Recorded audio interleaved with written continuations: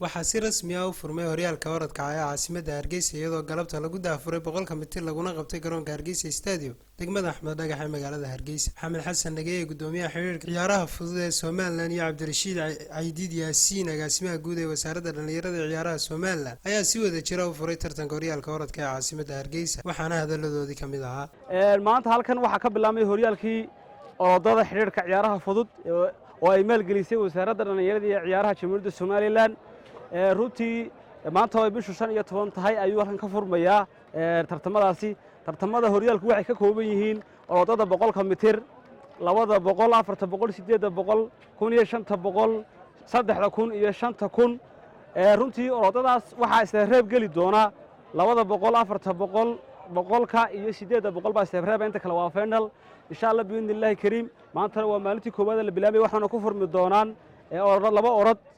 oo boqolka iyo maxay ahaydeen 200 ayay noogu furmi doonaan runtii halkan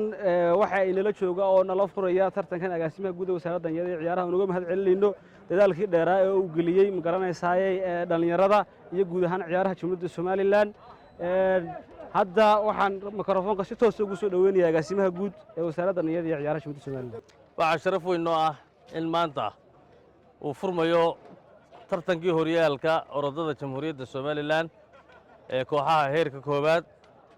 oo ay iska kaashadeen qabashadiisa wasaaradda dhalinyarada iyo ciyaaraha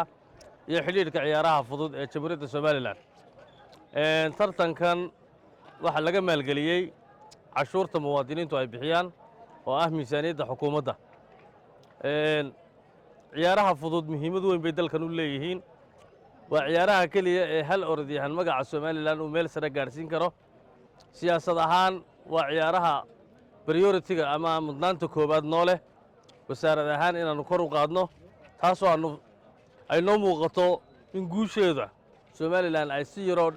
fudud u gaadhayso runtii